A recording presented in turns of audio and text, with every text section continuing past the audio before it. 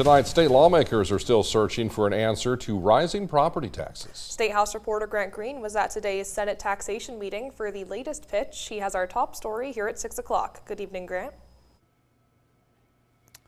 Good evening, Brian and Kara. Peer Senator Jim Mehlhaff came to session with a lofty goal, like many others, to resolve the growing issue of property taxes.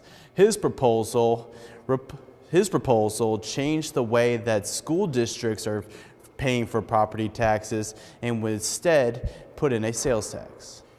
Mehlhaff's proposal, titled Senate Bill 99, would have eliminated property taxes levied by a K-12 school district and replaced that money with an increased sales tax. I brought the bill to affect all classes because I'm not interested in picking winners and losers. And if you only address one, it's like putting out a third of the fire.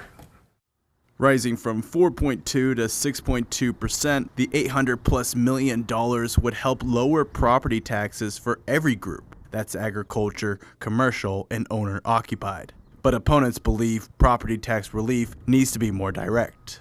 But under this bill, all property taxes would receive property tax relief, which is a good effort, but we think that property tax relief should be very much focused on owner-occupied at this time.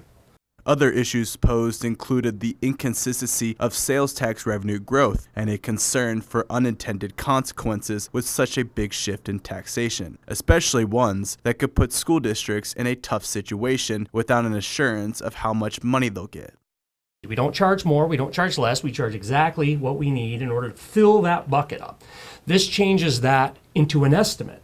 And so school districts will set their budget, and then what do we do if sales taxes don't quite result in the estimates that we have?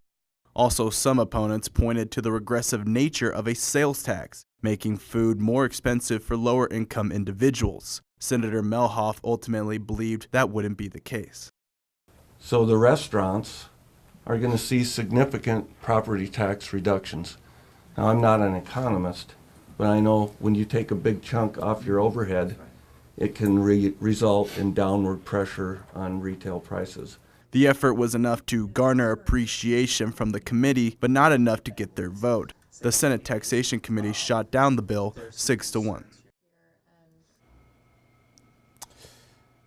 And after the meeting, I talked with the chair of the Senate Taxation Committee, Sioux Falls Senator Sue Peterson, about what a bill would need in order to get their approval. And she said that's kind of still up in the air because they're trying to balance getting something that's significant, but again, like mentioned in the package, trying to avoid those unintended consequences. But there are still many bills that they have yet to hear.